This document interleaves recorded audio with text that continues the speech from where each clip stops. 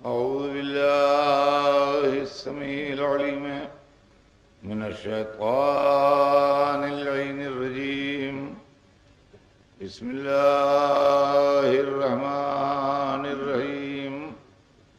الحمد لله رب العالمين، والصلاة والسلام على سيدنا وشفيعنا بالقاسم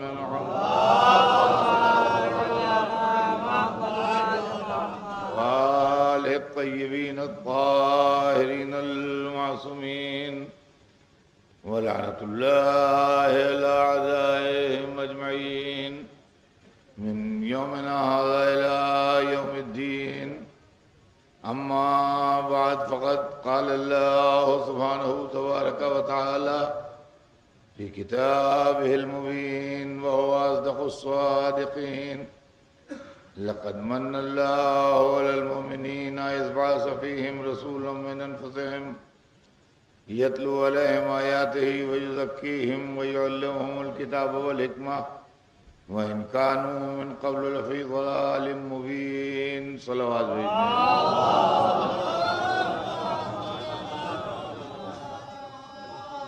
ارشاد اقدس جناب رب العزت ہے کہ اللہ نے مومنین پر یہ احسان کیا ہے کہ انہی میں سے ایک کو رسول مبعوث کیا ہے جو ان کے نفسوں میں سے ہے، یعنی ان سے بہت قریب ہے، اور اس نبی کا کام یہ ہے کہ آیات الہی کی تلاوت کرے، لوگوں کے نفسوں کو برائیوں سے پاک کرے اور ان کو کتاب و حکمت کی تعلیم دے، جبکہ اس کے پہلے وہ کھلی ہوئی گمراہی میں مبتلا تھے۔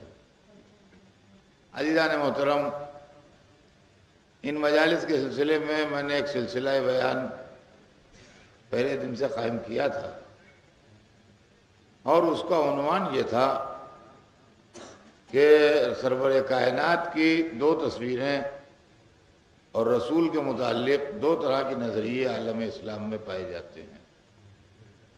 ایک تصویر اور ایک نظریہ وہ ہے جو ہم کو اہل بیت اطہار علیہ السلام نے، ائمہ اثنا عشر علیہ السلام نے بتایا ہے، اور ایک نظریہ وہ ہے جو ہم کو ملوکیت و سلطنت نے اور صحابیت نے دیا ہے۔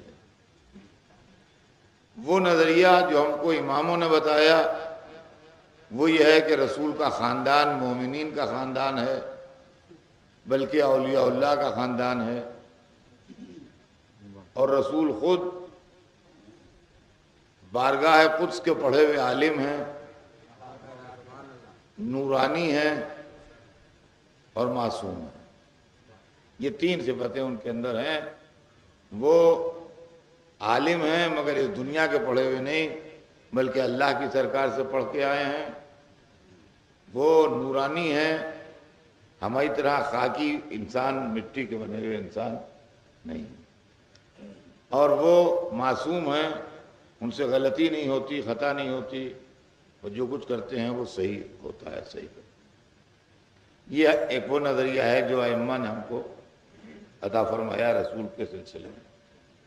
دوسرا نظریہ جو ملوکیت و سلطنت نے دیا، صحابیت نے دیا، وہ یہ تھا کہ رسول کا خاندان کافروں اور بت پرستوں کا خاندان تھا،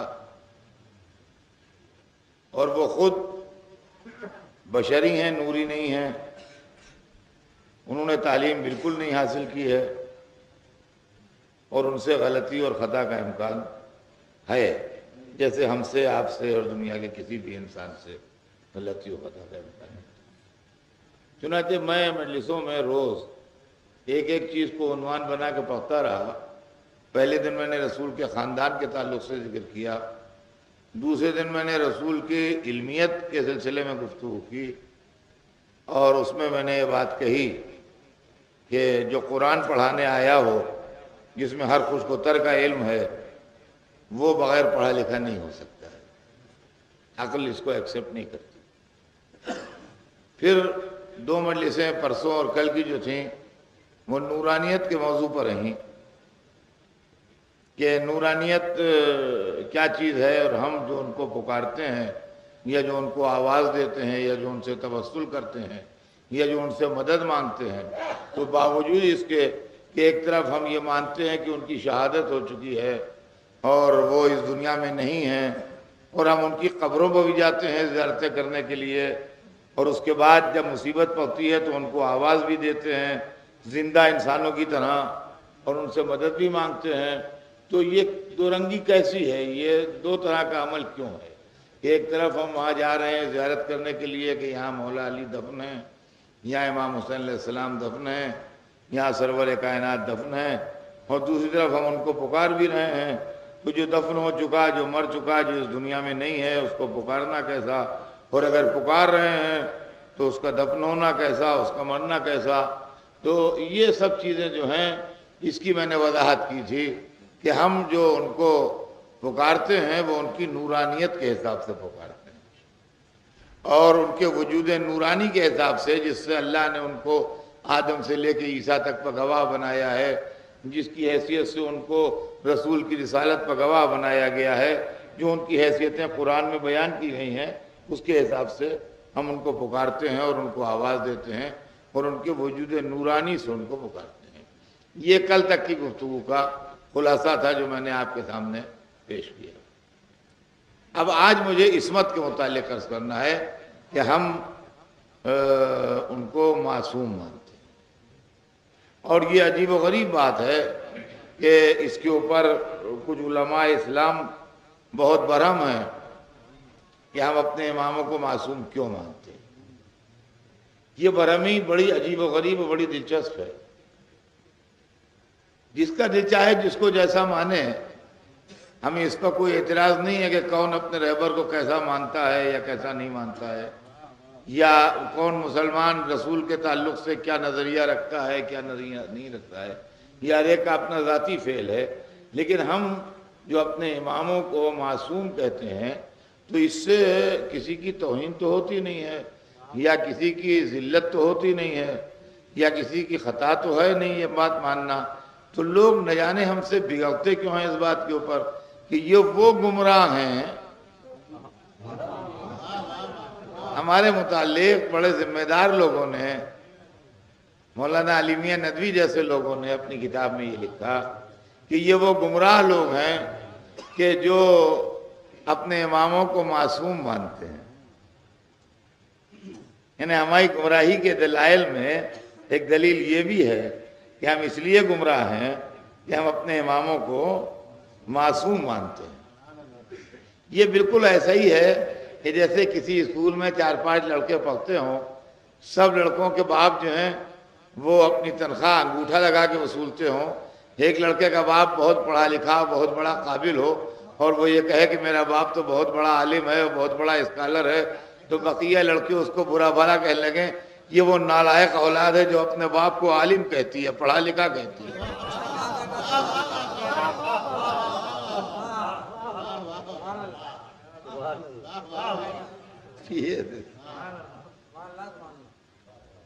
عصمت کیا ہے اور عصمت کا کیا معاملہ ہے، عصمت کا کیا نظریہ ہے، یہ بات میں چاہتا ہوں کہ ذہنوں میں بچوں کے واضح ہو جائے اور اچھی طرح واضح ہو جائے کہ ہم رسالت کو یا امامت کو معصوم کیوں مانتے ہیں، کس لیے مانتے ہیں۔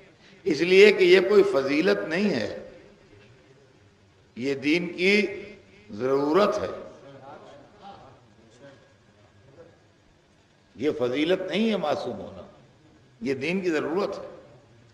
جہاں تک آپ عصمت کو فضیلت کہیے گا وہاں تک بھیڑ لگی رہے گی، یہ بھی ہیں وہ بھی ہیں وہ بھی ہیں، بیویاں بھی ہیں یہ بھی ہیں فلاں۔ جہاں سے آپ معاملے کو ضرورت پر لے آئیے گا وہیں سے بھیڑ چھٹ جائے گی۔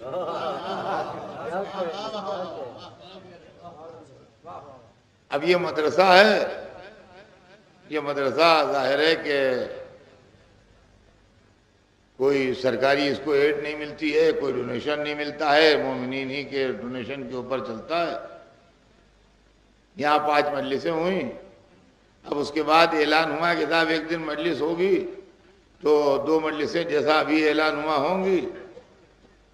مثال ہے، اس کو واقعہ نہ سمجھیے گا۔ ہاں، اور وہ ایک صاحب ہیں امیدوار کار خیر کرنے والے، انہوں نے کہا ہے کہ جو لوگ ان مجلسوں میں آئے تھے ہم ان کو انعام دیں گے تو اس کے ٹوکن بٹیں گے ان مجلسوں میں. تو ظاہر ہے کہ سب کو انعام وہ نہیں دے سکتے ہیں, 25 انعام وہ دیں گے. تو ٹوکن بانٹے جائیں گے, جتنے آئیں گے سب کو, اور اس میں سے قرآن اندازی کر لی جائے گی. 25 جو پہلے نام نکل آئیں گے ان کو انعام دیا جائے گا. کہ کیا انعام بٹے گا؟ کہ کاریں ہیں, موٹر سائیکلیں ہیں, بڑے فلیٹ اسکرین کے ٹی وی ہیں, بڑے فریج ہیں, یہ سب ہے. یہ انعام. اب جو مجلس کی ڈیٹ آئی تو آپ یہ سمجھ لیجئے کہ کسی طرف راستہ نہیں تھا. ہر آدمی چاہتا تھا کہ اس کو ٹوکن مل جائے, شاید میرا ہی نام نکل ہے. دوسری صورت یہ ہے کہ ہم نے اعلان کیا کہ حضرات فلاں دن مجلس ہوگی, یہ فنڈ ریزنگ مجلس ہے, جو آئے وہ اپنی جیب میں کچھ رقم یا چیک بک وغیرہ لے کے آئے, مدرسے کے سلسلے میں فنڈ کی اپیل ہوگی, لہذا آپ حضرات میں سے جس سے جو ہو سکے کچھ مدرسے کو ڈونیشن دے دیں. اس دن کا سناٹا قابل دید ہوگا. اس دن کا سناٹا قابل دید ہوگا. بہت سے لوگ ایسے ہیں جو کہیں گے ہم تو بالکل آنے پر تیار تھے, وہ آئین وقت ایک صاحب ایسے آ گئے کہ مجبور ہو گئے اور نہیں آ سکے, ورنہ ہم تو بالکل کپڑے پہنے تیار بیٹھے ہوئے تھے آنے کے لیے. تو اس دن کا سناٹا قابل دید ہوگا. تو عزیزان گرامی, معاملہ جہاں فضیلت و انعام کا ہوتا ہے وہاں بھیڑ زیادہ ہوتی ہے, جہاں ضرورت کا معاملہ ہوتا ہے وہاں بھیڑ جو ہے وہ گھٹ جاتی ہے. عصمت جو ہے وہ کوئی فضیلت نہیں ہے بلکہ ضرورت ہے. اب سنیے عصمت ہے کیا. ہمارے عصمت کے 3 نظریے ہیں عالم اسلام میں. ایک نظریہ ہمارے پاس ہے عصمت کا, یعنی اثنا عشری شیعوں پاس. ایک نظریہ عصمت کا اسماعیلی مسلمانوں پاس ہے, اور ایک نظریہ عصمت کا عام مسلمانوں پاس.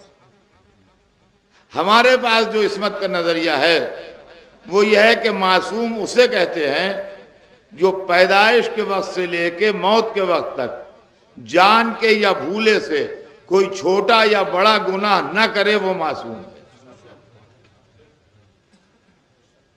ہمارے پاس جو عصمت کا نظریہ ہے وہ یہ ہے کہ معصوم وہ ہے جو پیدائش کے وقت سے لے کے پہلی سانس جب دنیا میں لے اور موت کے وقت تک, یعنی آخری سانس جب اس کی واپس جائے, اس وقت سے لے کے اس وقت تک جان کے یا بھولے سے کوئی چھوٹا یا بڑا گناہ جو نہ کرے وہ معصوم ہے. یہ ہمارے پاس عصمت کی ڈیفینیشن ہے.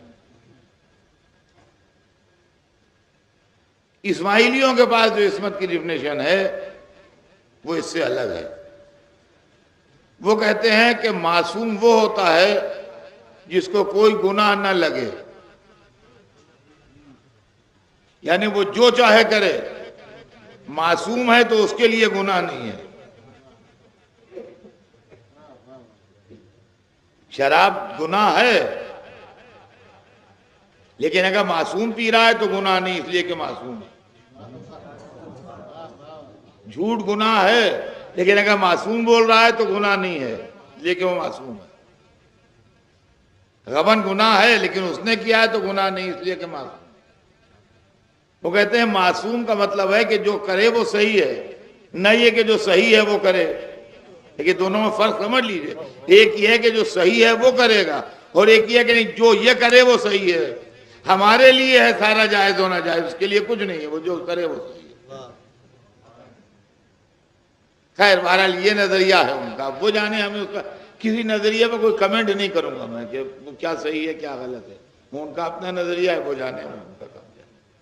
تیسرا نظریہ عالم اسلام میں ہے, اور وہ یہ ہے کہ معصوم وہ ہے کہ جو دین کے کاموں میں غلطی نہ کرے. جب وہ شریعت کا مسئلہ بتا رہا ہو تو غلطی نہیں کرے گا, جب وہ مذہبی مسئلہ بیان کر رہا ہو تو وہ غلطی نہیں کرے گا. لیکن نجی زندگی میں, پرسنل لائف میں, روزمرہ کی زندگی میں, کھیتی باڑی کے معاملے میں, تجارت کے معاملے میں کوئی مشورہ دے رہا ہے, کسی اور معاملے میں کسی کو کچھ بتا رہا ہے, فلاں جگہ نوکری کر لیجئے آپ, مشورہ دے رہا ہے, اس کے اندر اس سے غلطی بھی ہو سکتی ہے اور ٹھیک بھی ہو سکتا ہے اس کا مشورہ, دونوں شکلیں ہو سکتی ہیں. ہم اس نظریے کو اس لیے ایکسیپٹ نہیں کرتے ہیں کہ رسول خالی دین ہی کا کام نہیں بتاتا بلکہ وہ نمونہ عمل بھی ہے. تو جو نمونہ عمل ہے اگر نجی زندگی میں غلطی کرے گا تو نمونہ عمل بننے کے لائق نہیں ہے.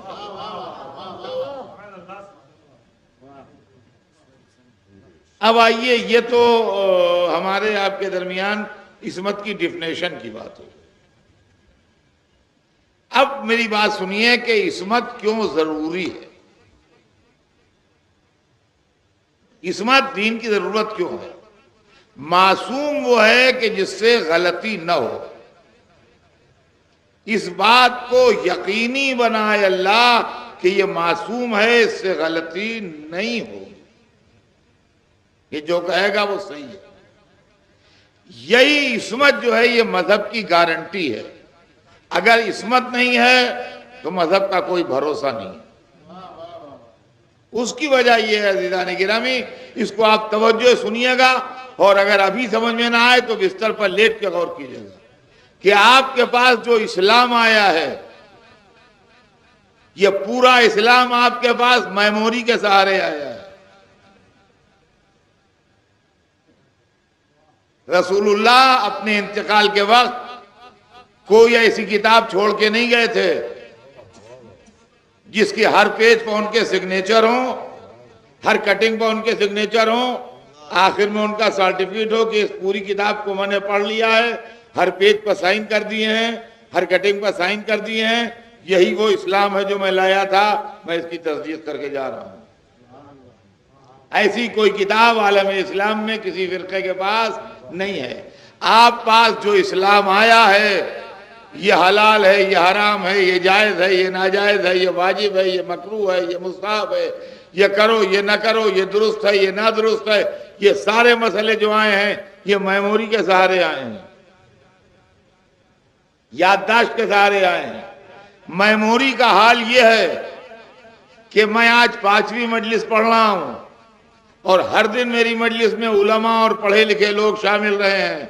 میں آپ سے گزارش کرتا ہوں کہ میری 4 مجلسیں جو میں نے یہاں پڑھی ہیں ان کو آپ نوٹ کر کے ایز اٹ از مجھے دے دیجئے.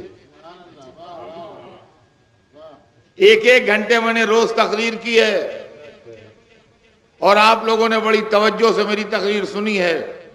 آپ کے ایسے پڑھے لکھے لوگ میرے ایسے معمولی آدمی کی 4 گھنٹے کی 4 تقریروں کو اگر اپنی میموری کے سہارے نوٹ کر کے نہیں دے سکتے تو عہد جاہلیت کے آئے ہوئے عرب دنیا کے سب سے بڑے رسول کی 23 برس کی تبلیغ کو اپنی میموری کے سہارے کیسے اب تک پہنچائیں؟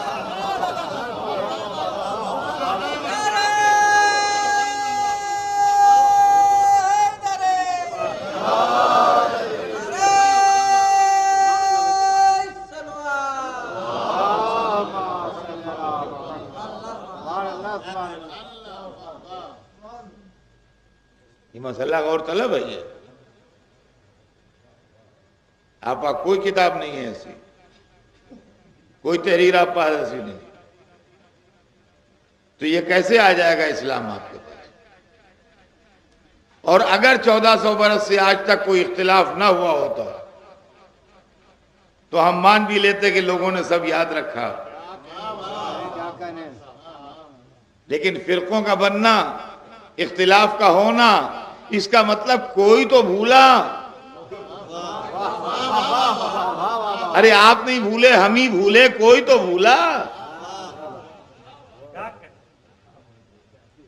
تو عزیزان گرامی، صرف اور صرف عصمت وہ شے ہے جس سے غلطی نہیں ہوتی.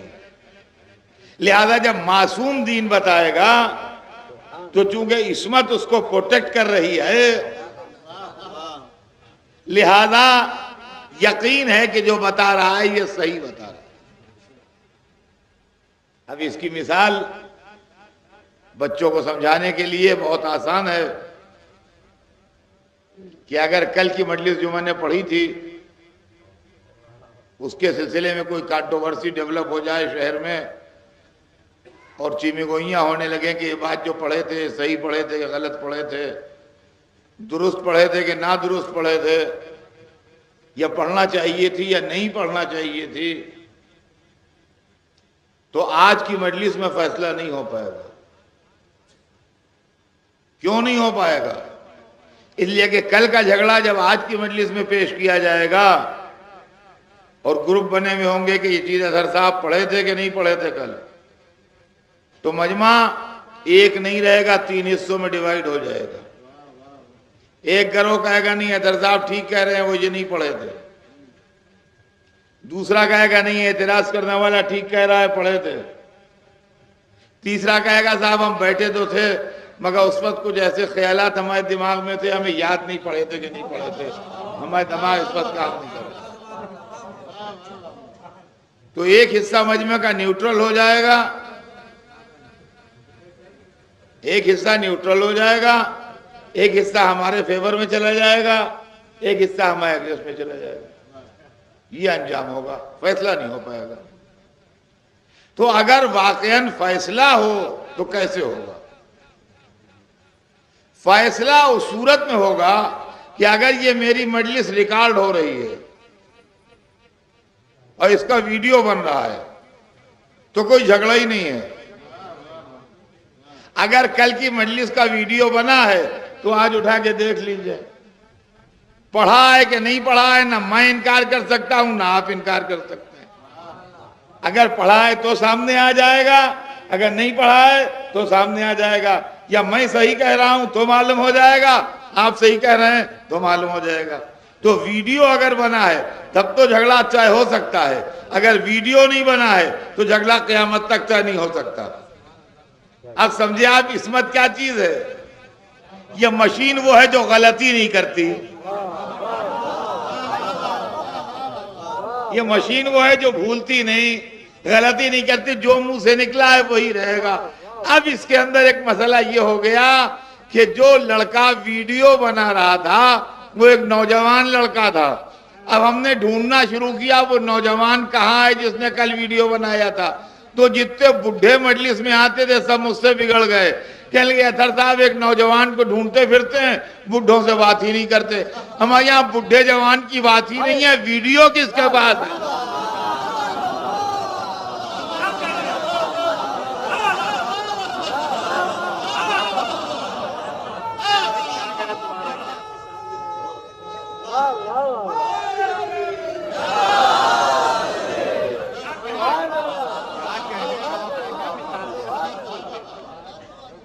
نہ بڈھے کا معاملہ ہے، نہ جوان کا معاملہ ہے، نہ بچے کا معاملہ ہے. جس کے بعد ویڈیو ہو وہی فیصلہ کرے گا، دوسرا نہیں کر پائے گا. عزیزان گرامی، اسلام میں جو ہم معصوم کو ڈھونڈتے پھرتے ہیں اس میں سن و سال کا سوال نہیں ہے، عصمت کس کے پاس ہے وہی فیصلہ کرے گا، دوسرا نہیں. صلوات بھیجتے ہیں محمد.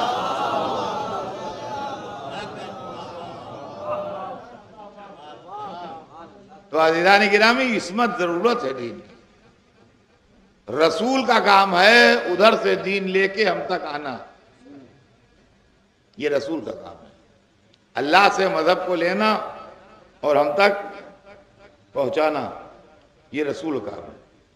اور جب رسول دین لے آئے تو اس کا اللہ کی مرضی کے مطابق انٹرپریشن، اللہ کی مرضی کے مطابق اس کی وضاحت، اس کی تشریح و توضیح،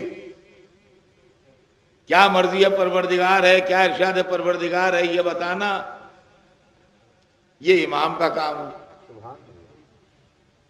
یہ امام کا کام ہے کہ اس کی وضاحت کرے مطابق مرضی خدا و رسول. یہ امام کی ذمہ داری ہے. تو ایک ذمہ داری رسول کی ہے، ایک ذمہ داری امام کی ہے. رسول کا کام ہے دین لانا، امام کا کام ہے دین بتانا. تو جو لائے وہی لائے جو اللہ نے بھجوایا ہے، جو بتائے وہی بتائے جو اللہ نے کہا ہے. بھئی یہی مطلب ہے، اور اس کے علاوہ کیا مطلب ہے؟ جو لائے وہی لائے جو اللہ نے بھجوایا ہے، جو بتائے وہی بتائے جو اللہ کا منشا ہے. تو یہ اتنا موٹا قرآن جو آپ کے پاس ہے، اگر خالی میموری کے سہارے ہو تو کیا اس کا امکان نہیں ہے کہ ایک آدھ زیر زبر ادھر ادھر ہو جائے اور معنوں میں کچھ کا کچھ ہو جائے؟ لہذا اگر رسول معصوم نہ ہوگا تو گارنٹی نہیں ہوگی کہ یہ وہی مذہب ہے جو خدا نے بھیجا. اور اگر امام معصوم نہیں ہوگا تو گارنٹی نہیں ہوگی. یہ وہی بات ہمیں بتائی گئی جو اللہ کی مرضی ہے. لہذا ضرورت اس بات کی ہے کہ رسول بھی معصوم ہو اور امام بھی معصوم ہو. اب سمجھے آپ کہ ہم امامت کے سلسلے کو کیوں مانتے ہیں. کوئی ذاتی فائدے نقصان کی بات نہیں ہے بلکہ مذہب کے صحیح یا غلط ہونے کی بات ہے کہ اگر امام معصوم نہیں ہوگا تو تشریح مذہب ڈاؤٹ فل ہو جائے گی اور اگر رسول معصوم نہیں ہوگا تو خود مذہب ڈاؤٹ فل ہو جائے گا. فرما رہے ہیں آپ. یہ مسئلہ ہے. اس لیے ہم مانتے ہیں کہ رسول اللہ معصوم تھے. لہذا جو لائے وہی لائے جو اللہ نے بھیجا بغیر ایک زیر زبر کے فرق کے, بغیر ایک نقطے کے ادھر ادھر ہوئے, بغیر ایک حرف کے ادھر سے ادھر ہوئے سے وہی تھا بالکل ویسے ہی جو اللہ نے بھیجا. اب اس کے بعد جب وہ بیان کر رہے تھے تو ان کی محفل میں معصوم علی بیٹھے تھے. دیکھیے خالی علی کا بیٹھنا کافی نہیں ہے, ویسے تو سینکڑوں بیٹھے تھے. ان کی محفل میں معصوم علی بیٹھے تھے. عصمت ریکارڈ کر رہی تھی.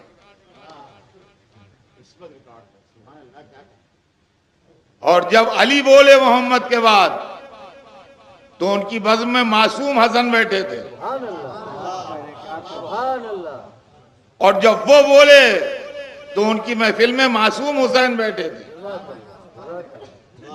یہ سلسلہ عصمت 12ویں تک چلتا رہا.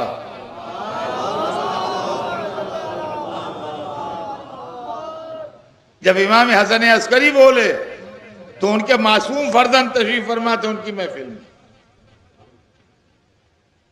تو رسول سے لے کے 11ویں تک 12 دفعہ ہم نے سبق پڑھا. ایک دفعہ رسول بولے, 11 امام بولے, رسول سے لے کے 11ویں امام تک 12 دفعہ ہم نے سبق پڑھا. تو ایک طالب علم کو بہترین استاد اگر 12 دفعہ پڑھائیں تو اس بات کا امکان ہے کہ اس کو سبق یاد ہو جائے گا. جب 12 دفعہ ہمیں سبق پڑھا لیا گیا تو ہمارے اوپر دین کا کام چھوڑا گیا. کیا اب امید ہے کہ تم دین کو سمجھ گئے ہوگے, دین کا کام چلاؤ. لیکن اللہ نے آخری کیسٹ جو تھا وہ اٹھا کے ریکارڈ میں رکھ لیا.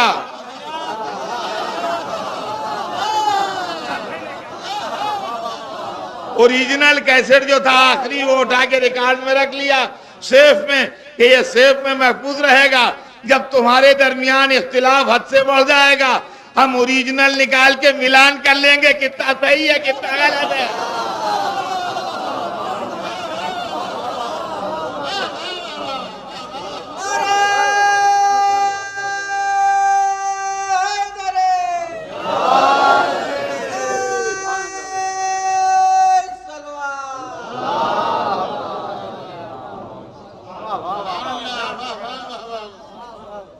عزیزان گرامی یہی وجہ ہے کہ ہم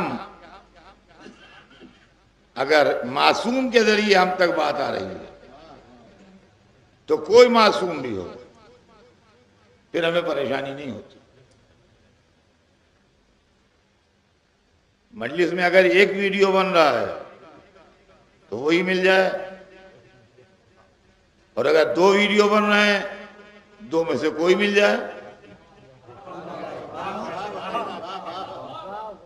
بہت سی جگہوں کے اوپر ہم مجلسیں پڑھتے ہیں, بمبئی میں ادھر ادھر نہ جانے کتنی ویڈیو مشینیں لگی ہوتی. کوئی ایک کی ضرورت نہیں ہے کہ ایک ہی لگی ہو, لیکن ویڈیو بن رہا ہو. اب اس میں سے جائے ویڈیو, ان میں سے کوئی ایک مل جائے مسئلہ حل ہو جائے گا. عزیزان گرامی کوئی معصوم مل جائے مسئلہ حل ہو جائے گا. سمجھے آپ, مسئلہ حل ہو جائے گا, مسئلہ الجھے گا نہیں, مسئلہ حل ہو جائے گا. تو 12 دفعہ ہم کو پڑھایا گیا. اور اس 12 دفعہ پڑھنے میں ہمارے تقریباً 273 برس لگے. 273 سال ہم نے پڑھا. 23 برس رسول معصوم سے پڑھا. 250 برس امام معصوم سے پڑھا. 273 سال ہم نے سبق پڑھا ہے. آپ عالم اسلام کے علماء سے ہمارے علماء کو کمپیئر نہ کیجیے گا. یہ 23 برس پڑھے ہوئے ہیں, ہمارے علماء 273 برس پڑھے ہوئے ہیں.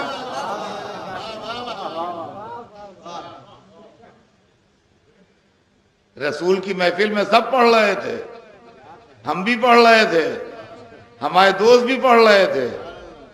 بلکہ کبھی کبھی اگر ان کو سبق نہیں یاد ہوتا تھا تو ہم ہی سے پوچھتے تھے.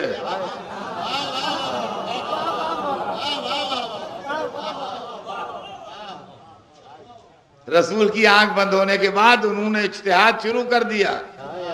ہم نے اجتہاد نہیں شروع کیا. ہم امام معصوم کی محفل میں زانو ادب کہتا کیے بیٹھے رہے.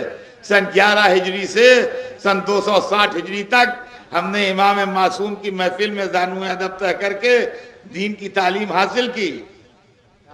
اور جب امامت حجاب غیبت میں چلی گئی تو ہم نے 69 ایئرز 69 سال ٹریننگ کی. اور ٹریننگ میں غیبت صغریٰ کے زمانے میں ہمارے علماء جاتے تھے, وہاں سے مسئلے پوچھ کے آتے تھے, ہمیں بتاتے تھے غیبت کے زمانے میں دین کا کام کیسے چلایا جائے. یہ ہمارے علماء ٹریننگ حاصل کر رہے تھے. تو 69 سال ہمارے علماء نے 4 عالموں کے ذریعے, جن کو نواب اربع کہا جاتا ہے, ٹریننگ کا پیریڈ گزارا. جب 273 برس تعلیم حاصل کر لی اور 69 سال ٹریننگ لے لی تو اجتہاد شروع کیا. اور جب اجتہاد شروع کیا تو الحمدللہ 1100 سال پورے ہو گئے. ہمارا اجتہاد 12ویں صدی میں چل رہا. الحمدللہ بڑے مستحکم قدموں سے ہمارا اجتہاد اپنا راستہ طے کر رہا ہے. اور عزیزان گرامی, یہی وہ علماء ہیں کہ جن کے ذریعے سے کتابیں, استدلال, ثبوت, فتاوی, یہ سب ہمارے پاس آتے ہیں. اور ہم اس کے ذریعے سے معلومات حاصل کرتے ہیں اور اس کے ذریعے سے سیکھتے ہیں. اور اس کے ذریعے سے ہم پہچانتے ہیں رسول کو بھی اور آل رسول کو بھی اور اللہ کو بھی اور قرآن کو بھی اور حدیث کو بھی, ان تمام چیزوں. تو الحمدللہ یہ سلسلہ اس وقت سے لے کے آج تک خدا کے فضل و کرم سے جاری ہے اور چل رہا ہے. اب آپ یہ سمجھ لیجئے کہ میں نے اتنے دن کی محنت میں 5 دن کی آپ کے سامنے 3 چیزیں رکھی. نورانیت, علم, عصمت. اب جہاں جہاں نورانیت کا تصور ہے, علم کا تصور ہے, عصمت کا تصور ہے, وہاں جو روایتیں آئیں گی ان کا عنوان اور ہوگا. وہاں جو تفسیریں لکھی جائیں گی اس کا عنوان اور ہوگا. وہاں جو تاریخیں مرتب ہوں گی اس کا عنوان اور ہوگا. وہاں جو کتابیں آئیں گی اس کا عنوان اور ہوگا. اور جہاں بنیادی عقیدے میں عصمت نہیں ہے, نورانیت نہیں ہے, علم نہیں ہے, وہاں جو روایتیں یکجا ہوں گی اس کی کیفیت اور ہوگی. تفسیریں جو آئیں گی اس کی کیفیت اور ہوگی. علم کلام جو مرتب ہوگا اس کی کیفیت اور ہوگی. فقہ جو ہے اس کی کیفیت اور ہوگی. تمام معاملات جو ہیں اس کی کیفیت اور ہوگی. تو عزیزان گرامی, یہیں سے آپ ایک مسئلے کو اور بھی سمجھ لیجئے کہ اکثر و بیشتر ہم سے نوجوان سوال کرتے ہیں, چونکہ ہم لوگ مجلس میں پڑھتے ہیں لہذا ہمارے پاس لوگ آتے ہیں, بات کرتے ہیں, لکھنؤ میں بھی, ہندوستان میں بھی, ہندوستان سے باہر بھی. تو اکثر لوگ کہتے ہیں صاحب ہم عالم نہیں ہیں، ہم نے باقاعدہ مذہبی مدرسوں میں نہیں پڑھا ہے، کتابیں ہم پڑھتے ہیں، تاریخ پڑھتے ہیں، تفسیر پڑھتے ہیں، فقہ کتاب پڑھتے ہیں، ہمارے اندر اتنی لیاقت نہیں ہے کہ ہم سمجھیں صحیح کیا ہے غلط کیا ہے۔ اس کی کیا کسوٹی ہے، اس کی کیا پہچان ہے؟ اس لیے کہ ہم کسی عربی مدرسے کے پڑھے ہوئے نہیں ہیں، ہم نے کوئی ڈگری نہیں حاصل کی ہے دینی، ہم کتاب پڑھتے ہیں، تاریخ پڑھتے ہیں خاص طور سے، تو صحیح ہے تاریخ کہ غلط ہے تاریخ، صحیح ہے تفسیر میں یہ بیان کہ غلط ہے، کتاب میں جو لکھا ہے یہ اعتبار کے قابل ہے کہ اعتبار کے قابل نہیں ہے۔ تو ہم تو عربی مدرسوں کے پڑھے نہیں، مولانا نہیں، عالم نہیں، کہیں نجف میں قم نے ہم نے نہیں پڑھا، یہاں ناظمیہ سلطانیہ میں، کہیں جامع تبلیغ میں ہم نے نہیں پڑھا، ہم کہاں سے پڑھ کے بتائیں کیا کریں؟ تو آئیے میں آپ کو اس کی ترکیب بتا دوں، ہمیشہ کے لیے آپ کو پریشانی ختم ہو جائے گی۔ میں آپ کو کسوٹی دے کے جا رہا ہوں ان مجلسوں میں، آپ یہ کسوٹی اپنی جیب میں رکھیے، آرام سے تاریخ پڑھیے، آرام سے تفسیر پڑھیے، آرام سے حدیث پڑھیے، جہاں آپ کو تاریخ میں عصمت کے خلاف ملے نکال کے پھینکیے، غلط ہے۔ جہاں علم کے خلاف ملے نکال کے پھینکیے، یہ غلط ہے۔ جہاں نورانیت کے خلاف ملے نکال کے پھینکیے، یہ غلط ہے۔ اس طریقے سے آپ کے دماغ میں خود بخود ایک صلاحیت ڈیولپ ہو جائے گی کہ آپ سنسر کرتے چلے جائیں گے، یہ غلط ہے، یہ صحیح ہے، یہ غلط ہے، یہ صحیح ہے، یہ غلط ہے، یہ صحیح ہے۔ اور عزیزان گرامی، اب ایک بہت بڑی مصیبت اور ہمارے سامنے آ رہی ہے، جس سے میں آپ لوگوں سے زیادہ ان حضرات علماء کو متوجہ کرنا چاہتا ہوں۔ جو نئی کتابیں آ رہی ہیں اس کے اندر لوگوں کو شوق یہ چل رہا ہے کہ ادھر کا بھی مال لیں، ادھر کا بھی مال لیں۔ نتیجہ یہ ہوتا ہے کہ کتابوں میں آتی ہیں غلطیاں، اور جب کتابوں میں آتی ہیں غلطیاں تو پڑھنے والے بھڑکتے ہیں، جب پڑھنے والے بھڑکتے ہیں تو کہتے ہیں یہ ہماری کتاب میں یہ کہاں سے، ہماری کتاب میں یہ کہاں سے؟ تو اصل میں ہمیشہ ڈوبے گا وہ جو دو کشتیوں پر سوار ہوگا۔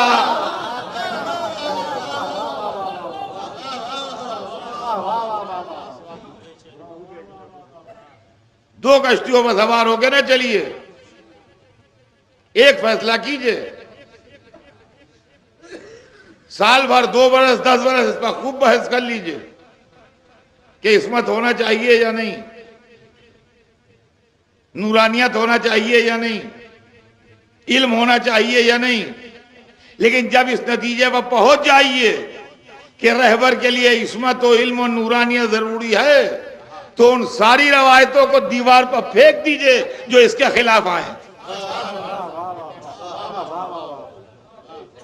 اس لیے کہ وہ دشمنان اہل بیت کی گڑھی ہوئی روایتیں ہیں، وہ جھوٹی روایتیں ہیں، وہ بنی امیہ کے دسترخوانوں پر تیار ہوئی ہیں، وہ بنی عباس کے عشرت قدوں میں تیار ہوئی ہیں، وہ لوگوں نے تیار کی ہیں جو رسول اللہ کو صرف اپنی ملوکیت و سلطنت کا ایک ذریعہ سمجھتے تھے اور کچھ نہیں سمجھتے،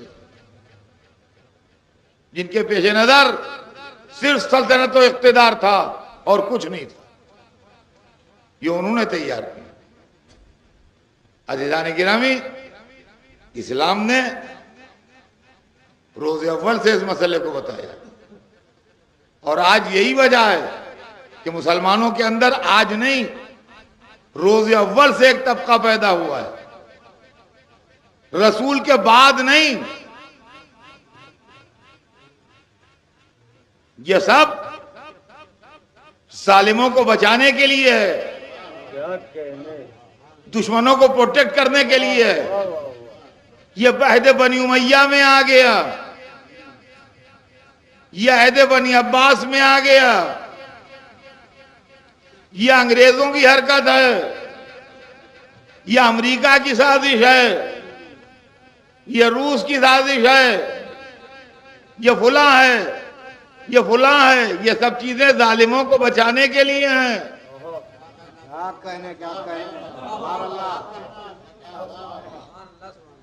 کچھ کام بنی امیہ کر گئے، کچھ بنی عباس کر گئے، لیکن یہ جو کچھ کام ہوئے یہ بعد میں عمارتیں بنی ہیں، بنیادیں اس کے پہلے رکھی گئی ہیں۔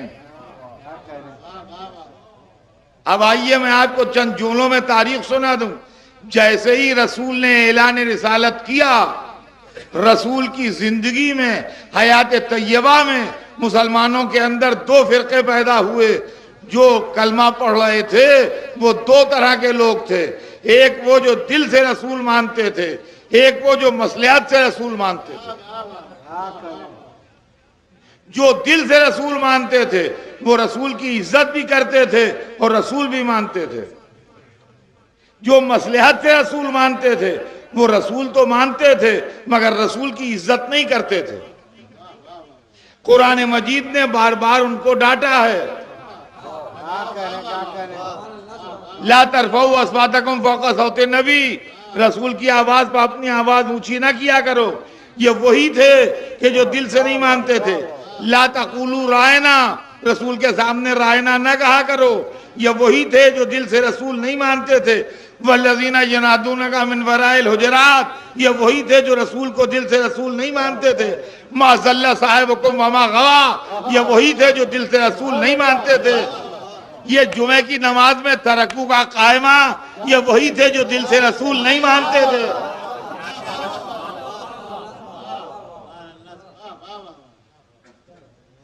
یہ رسول کا احترام نہیں کرتے تھے۔ اس فرقہ کا اس وقت کوئی نام نہیں تھا۔ یہ ہسٹری ہے، اس کو بچے سنیں۔ اس فرقے کا کوئی نام نہیں تھا لیکن یہ فرقہ موجود تھا۔ پھر اس فرقے نے رسول کے قتل کی سازش کی۔ یہی لوگ تھے جو واقعہ عقبہ میں رسول کے ناقے کو گرانا چاہتے تھے۔ یہی لوگ تھے جنہوں نے رسول کو تحریر نہیں لکھنے دی۔ یہی لوگ تھے جو اسامہ کو لشکر میں جا کے نہیں گئے آگے، اور ہمایان نے، اور یہی لوگ تھے جنہوں نے رسول کی میت کو بے غسل و کفن چھوڑ دیا۔ یہی لوگ تھے جنہوں نے فاطمہ زہرا سے گواہ مانگے۔ یہی لوگ تھے جو در سیدہ پر آگ لے کے آئے۔ یہی بزرگ لوگ تھے کہ جنہوں نے رسول کے انتقال کے بعد اور میت دفن ہونے سے پہلے مسجد النبی میں کھڑے ہو کے تقریر کی جو روح وہابیت ہے، کہ جو اللہ کو مانتا ہے وہ سن لے کہ اللہ زندہ ہے، اور جو محمد کا پرستش کرتا ہے وہ سن لے محمد مر گئے۔ ابھی گھنٹہ بھر پہلے زندہ تھے۔ کون صحابہ محمد کو خدا مانتے تھے جس کے لیے آپ یہ تقریر کر رہے ہیں؟ لیکن اس دن انہوں نے جو آواز دی تھی محمد مر گئے، یہ آج تک ہم سے سنائی دے رہی ہے۔ یا محمد نہ کہو محمد مر گئے، سلام نہ کرو محمد مر گئے، قیام نہ کرو محمد مر گئے۔ سمجھے آپ؟ یہ ہے مسئلہ۔ اور اس کے بعد تبرکات کا احترام نہ کرنا، یہ بھی ان کا ایک مشن ہے۔ چنانچہ ایک بزرگ نے تو مسجد النبی میں تقریر کی تھی، وہ بھی تاریخ میں ہے، اور ایک بزرگ حج کی بھیڑ میں حجر اسود سے کھڑے لڑ رہے ہیں۔ ہم عقل پر پتھر پڑ گئے، پتھر سے لڑ رہے ہیں۔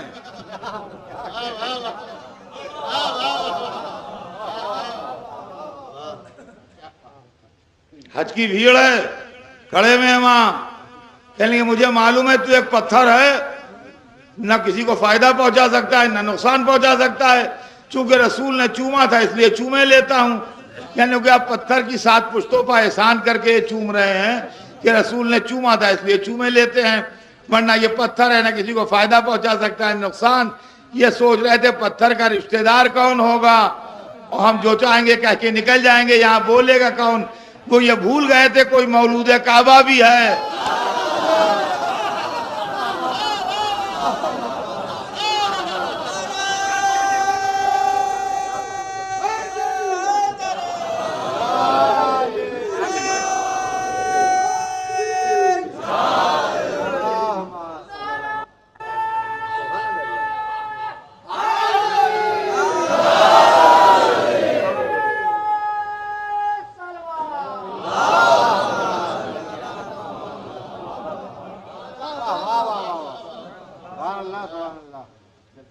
فوراً پیچھے سے آواز آئے تو غلط کہتا ہے، یہ فائدہ ہی پہنچاتا ہے نقصان بھی پہنچاتا ہے، کیا تم نے رسول کا یہ قول نہیں سنا؟ دیکھا تو علی کھڑے، ارے معاف کیجیے گا خیال نہیں رہا مجھے، یہ کیا کہ حج کی بھیڑ میں اس فرقے کا اس وقت کوئی نام نہیں تھا۔ پھر اس کے بعد یہی نظریہ تھا جو اموی سلطانوں میں چلا، عدم احترام، جس کے نتیجے میں رسول کا نامہ تھا شہید ہوا، جس کے نتیجے میں مسجد النبی برباد ہوئی، جس کے نتیجے میں خانہ کعبہ پر آگ برسی۔ تاریخ کے واقعات ہیں سب، سلسلہ آگے بڑھتا رہا، بنی امیہ کا زمانہ تمام ہوا، بنی عباس کا زمانہ آیا، علماء میں مالکی طبقہ فرقہ جو تھا وہ ان نظریات سے قریب رہا۔ متوکل عباسی مالک کے زمانے میں تھے، اسی کے اثر سے وہ روزوں کو توڑنا چاہتا تھا، قبروں کو مسمار کرنا چاہتا تھا، زیارت کو روک لگا رہی تھی، زیارت کو چاہتا تھا قبر حسین پر پانی کی نہر بہہ جائے۔ اور آج تک جتنے وہابی ہیں سب مالکی نظریے کے ہوتے، مالکی نظریہ چلا، یہ ایک مدت تک چلتا رہا۔ اس کے بعد پھر اسی گھروں میں ایک شخص پیدا ہوا جس کا نام ابن تیمیہ تھا، اور ابن تیمیہ نے سلفی تحریک چلائی کہ ہمیں اپنے اسلاف کے طریقے پر، سلف مانے فور فادرز، سلف مانے پہلے والے، آبا و اجداد، ہمیں اپنے بزرگوں کے طریقے واپس جانا چاہیے۔ یہ اسلاف وہی تھے جنہوں نے سیدہ سے گواہ مانگے تھے، ہاں یہ سمجھ لیجئے، ہمیں اس طریقے کو واپس جانا چاہیے۔ وہاں سے سلفی تحریک چلی جو آج تک ہے، مدارس بھی ہیں سلفی، علماء بھی ہیں سلفی، لکھتے ہیں اپنے کو، سلفی تحریک تھی۔ سلفی تحریک کا نمائندہ محمد ابن عبد الوہاب نجدی ہوا، جس نے اس تحریک کو اور ہوا دی۔ اس تحریک کے اندر آل سعود شامل ہوئی۔ محمد ابن عبد الوہاب نجدی کے ہاتھ پر آل سعود نے بیعت کی۔ آل سعود عراق کا ایک لٹیرا قبیلہ تھا، تاریخ پڑھیے آپ، عراق کا ایک لٹیرا قبیلہ تھا آل سعود، تعداد ان کی بہت زیادہ تھی، اپنے علاوہ یہ سب کو کافر سمجھتے تھے، اور اپنے علاوہ یہ خون بہانا سب کا جائز سمجھتے تھے۔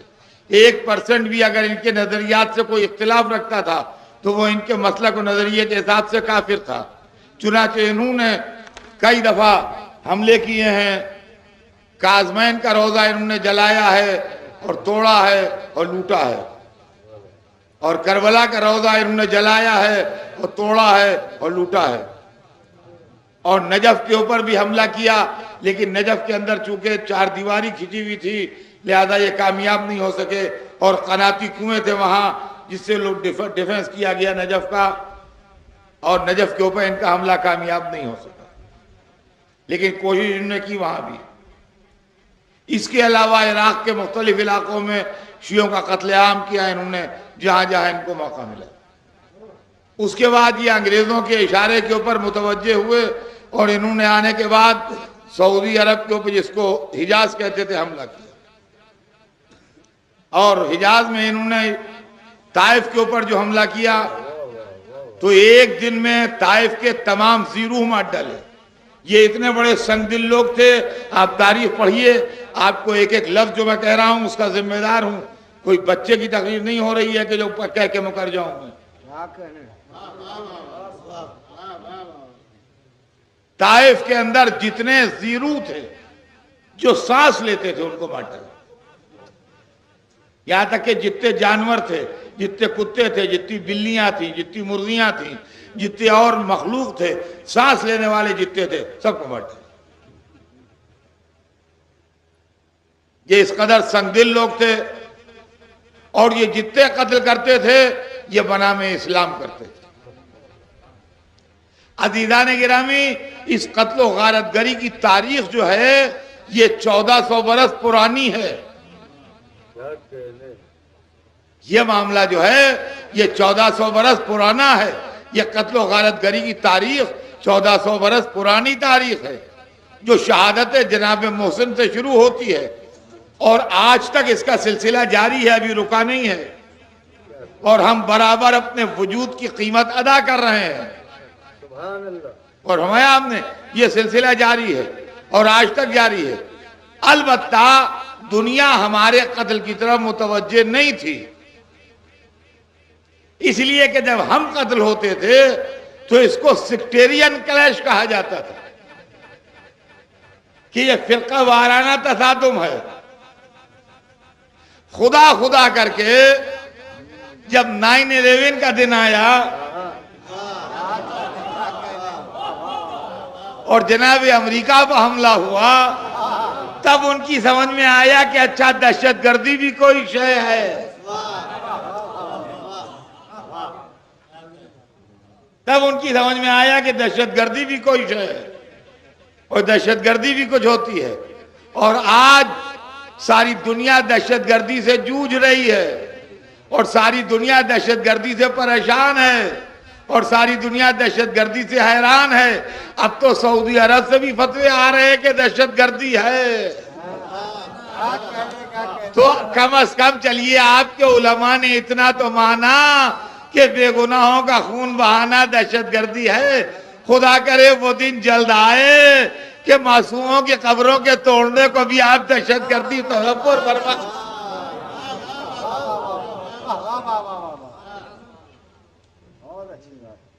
دہشت گردی, دہشت گردوں کو ہم سے پوچھئے, ہم بتائیں گے جو دامن اہل بیت چھوڑ کے چلے گئے وہ دہشت گرد.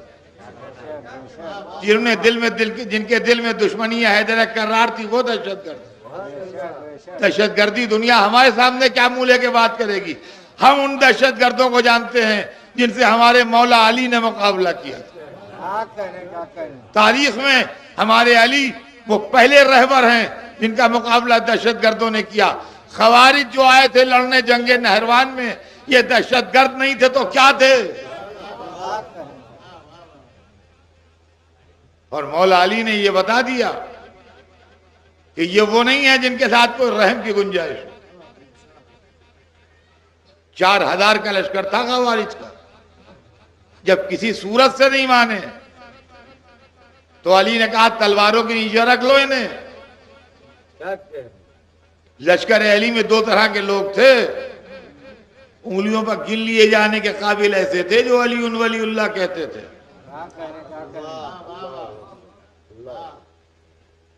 ورنہ چوتھا خلیفہ سمجھ کے لڑ رہے تھے لوگ.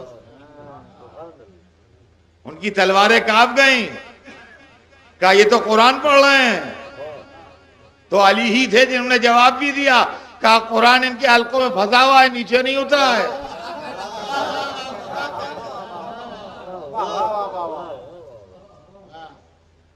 چار 4000 میں صرف 9 آدمی بچے تھے, 3991 آدمی کاٹے گئے. یہ علی تھے جنہوں نے مقابلہ کیا دہشت گردوں. اور عزیزان گرامی, تاریخ اسلام کے اندر ہم آپ کو نام بتا دیں, حجاج ابن یوسف, بصر ابن ارطاط, یہ تمام وہ لوگ ہیں جو دہشت گردی میں مشہور رہے ہیں تاریخ کے اندر. ڈھونڈیے آپ اور پہچانیے. آج تک یہ وہی لوگ ہیں کہ جو ظلم کرتے ہیں, ناانصافی کرتے ہیں اور اپنے ظلم کو عین اسلام بتاتے ہیں اور عین ایمان بتاتے ہیں. ہم سے بڑھ کے دہشت گرد کون پہچانے گا؟ ہم نے دہشت گرد پکڑا ہے.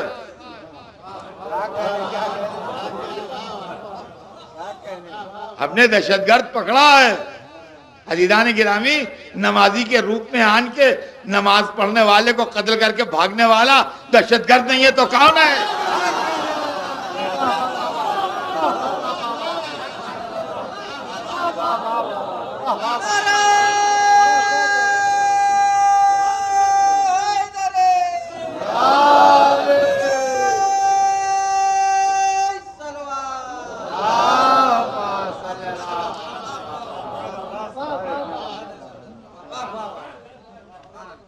جب تک دنیا میں یہ نظریہ رہے گا، جب تک اسلام کا یہ جارحانہ تصور رہے گا، جب تک یہ ٹنل ویژن رہے گا، اس وقت تک دنیا کو دہشت گردی سے نجات نہیں مل سکتی۔ اس وقت تک کفر کے فتوے، شرک کے فتوے، بدعت کے فتوے، حرمت کے فتوے یہ دیے جاتے رہیں گے اور یہ سلسلے چلتے رہیں گے۔ یہ سلسلے رکنے والے نہیں ہیں، یہ سلسلے بند ہونے والے نہیں ہیں۔ ہمارے علماء نے اس سلسلے میں جانیں دی ہیں، ہمارے علماء نے اس سلسلے میں قربانیاں پیش کی، ہمارے علماء نے اس سلسلے میں اپنی جان کی ہدیے دی ہیں۔ پرانی تاریخ بھی گواہ ہے، آج کی تاریخ بھی گواہ ہے۔ زندگیاں گزاری دین کی خدمت میں۔ خداوند عالم درجات عالی فرمائے جناب فخر العلماء کے، جن کے ایثار ثواب کی یہ مجلسیں ہو رہی ہیں، پوری زندگی خدمت دین میں بسر کی، پوری زندگی خدمت اسلام میں بسر کی، پوری زندگی خدمت اہل بیت میں بسر کی۔ میں ان کی زندگی کا گواہ ہوں، ان کے بچپن کا بھی گواہ ہوں، ان کے لڑکپن کا بھی گواہ ہوں، ان کی نوجوانی کا بھی گواہ ہوں، ان کی جوانی کا بھی گواہ ہوں۔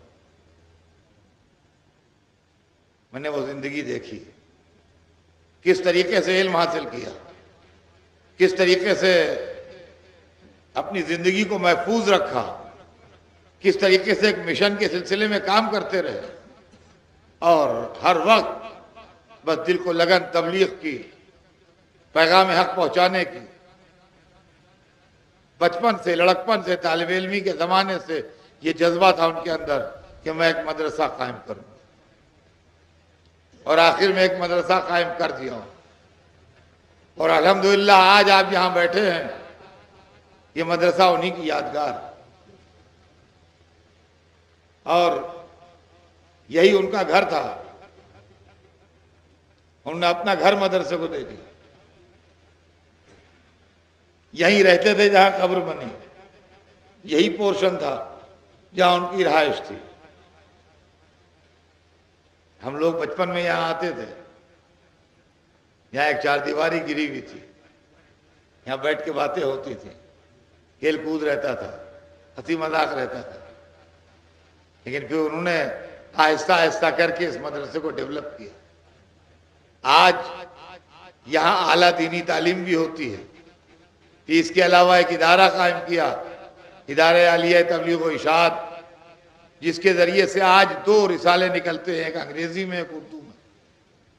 پھر اس کے علاوہ بہت سی مسجدیں ہیں جہاں مکتب چلتے ہیں، جہاں چھوٹے چھوٹے مدرسے چلتے ہیں، بچوں کو دینیات کی تعلیم دی جاتی ہے، قرآن پاک کی تعلیم دی جاتی ہے، اردو کی تعلیم دی جاتی ہے، اس طرح کی تعلیمات دی جاتی ہیں۔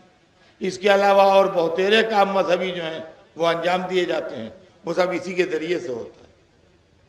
یہاں پر اعلیٰ دینی تعلیم ہوتی ہے، تقریباً 70 طلباء ہیں جن کے واسطے ماشاءاللہ کھانا، جملہ اخراجات وہ تمام کے تمام پورے کیے جاتے ہیں۔ پھر ان کے واسطے مدرسین کا انتظام، اور قابل تعریف ہیں وہ مدرسین بھی جو محض دین خدا کی خدمت کے جذبے کے تحت یہاں خدمت انجام دیتے ہیں اور یہاں کام کرتے ہیں۔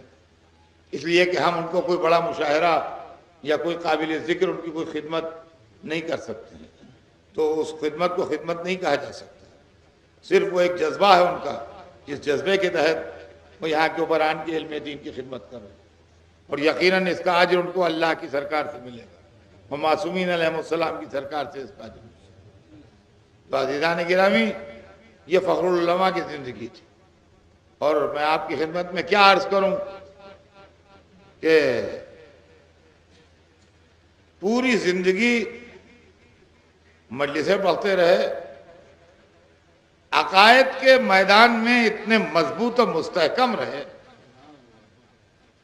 کہ ذرا سے بھی ان کے پائے استقلال میں لغزش نہ آئی،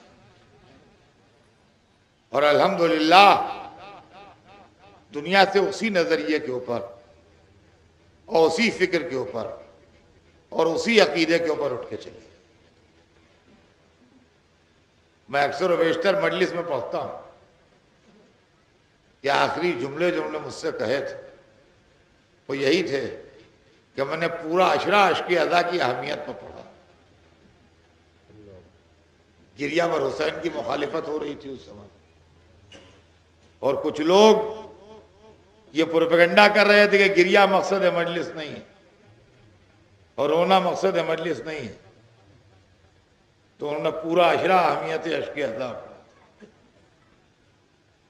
انہوں نے کہا کہ اطہر صاحب میں بمبئی میں پورا عشرہ پڑھ کے آیا، اہمیت عشق اذا۔ درگاہ کے میدان میں ہماری ان کی گفتگو ہوئی، وہ اپنے گھر کی طرف چلے گئے، میں دوسری طرف چلے گیا، مجھے کہیں باہر جانا تھا، وہاں سے پلٹ کے آیا تو معلومہ انتقال ہوا۔ تو عزیزان گرامی، اس طریقے سے انہوں نے زندگی بھر بڑے پائے استقلال جمع کے دین کی خدمت کی، اور الحمدللہ اللہ نے ان کو صلہ بھی دیا۔ ان کے 4 بیٹوں میں 2 بیٹے الحمدللہ آج ان کے نقش قدم کے اوپر ہیں، جنہوں نے دینی تعلیم حاصل کی ہے، جو اس مدرسے کو چلا رہے ہیں، جو اس ادارے کو چلا رہے ہیں، جو دین کی خدمت کر رہے ہیں، مجلسیں پڑھ رہے ہیں، اور بقیہ بچے جو ہیں وہ بھی ماشاءاللہ نیک ہیں، صالح ہیں، قابل تعریف ہیں، ہر طرح اچھے۔ اللہ سب کو سلامت رکھے، خیریت سے رکھے، اور آخر تک وہ دین کی خدمت کرتے رہے، اور قطرہ عشق اذا کے اوپر مجلسیں پڑھتے رہے۔ وہ عزیزان گرامی، مجلس تمام ہے، یہی قطرہ عشق اذا ہے کہ جو ہمارے لیے آخرت میں سامان ہے۔ اس عشق اذا کو معمولی نہ سمجھیے گا، اس کی خریدار فاطمہ زہرا ہیں، اس کی خریدار زینب کبریٰ ہیں، قیامت کے دن اس کے خریدار حسین ابن علی۔ یہ آنسو پانی کی ایک بوند نہیں ہے، بلکہ یہ آنسو دل کا سفیر ہے۔ یہ آنسو اس بات کی دلیل ہے کہ جس کی آنکھ سے آنسو ٹپک رہا ہے اس کے دل میں غم حسین ہے، اس لیے کہ اگر غم حسین نہ ہو تو آنکھ سے آنسو ٹپکے گا نہیں۔ دیکھیے، سردی میں کسی کو پسینہ نہیں آتا، جو آدمی آدھے گھنٹے پہلے کھانا کھا چکا ہو اسے بھوک نہیں لگتی۔ یہ کوئی رسم نہیں ہے، یہ کوئی مذہب نہیں ہے۔ آنکھ سے آنسو اسی وقت نکلتا ہے جب مرنے والے کے لیے دل میں محبت ہو۔ اگر محبت ہے تو آنسو نکلے گا، اگر محبت نہیں ہے تو آنسو نہیں نکلے گا۔ ہم اپنے مرنے والوں پر روتے ہیں، مگر تھوڑے دن روتے ہیں، سال 6 مہینے، اس کے بعد آنسو نہیں نکلتا، اس لیے کہ ہمارے دل کے زخم بھر جاتے ہیں، لیکن حسین کا زخم جو ہے وہ بھرتا نہیں ہے۔ لہذا جب محرم آتا ہے جب ویسے ہی آنسو نکلتے ہیں، جب محرم آتا ہے ویسے ہی آنسو نکلتے ہیں۔ اور عزیزان گرامی، یہ آنسو عجیب و غریب آنسو ہیں، یہ آنسو معجزہ ہیں، ان کو آپ رسم و رواج نہ سمجھیے، یہ ریچولز میں شامل نہیں ہیں، یہ ایک اعجاز ہے۔ اس لیے کہ آدمی اپنے باپ پر بھی روتا ہے، ماں پر بھی روتا ہے، عزیزوں پر بھی روتا ہے، مگر 10 برس کے بعد کوئی نہیں روتا ہے، 20 برس کے بعد کوئی نہیں روتا ہے۔ جس دن مرتے ہیں اس دن سر پھوڑ لیتا ہے، 10 برس کے بعد نہیں پھوڑتا، کوئی بے ہوش نہیں ہوتا ہے۔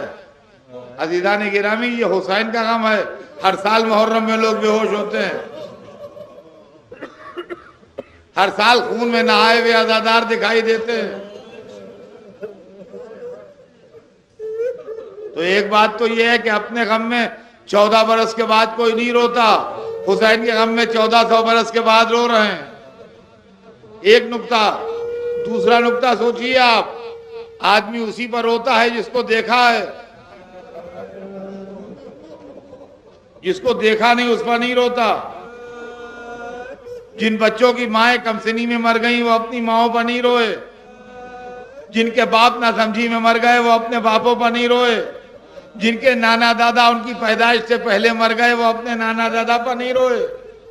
عزیزان گرامی، کربلا کے 72 میں ہم نے کسی کی زیارت نہیں کی، چاہیے یہ تھا کہ کسی کے لیے آنسو نہ نکلے، مگر جب علی اکبر کی جوانی کا ذکر آیا مجمع رونے لگا، جب عباس کی شجاعت کا ذکر آیا لوگ رونے لگے، جب علی اصغر کی گل پہرہانی کا ذکر آیا رونے لگے، جب ذاکر نے پڑھا سیدہ کا لال 3 دن کا بھوکا پیاسا زمین گھر میں کربلا پر کروٹیں بدل رہا تھا، واہ حسینہ واہ مظلومہ کی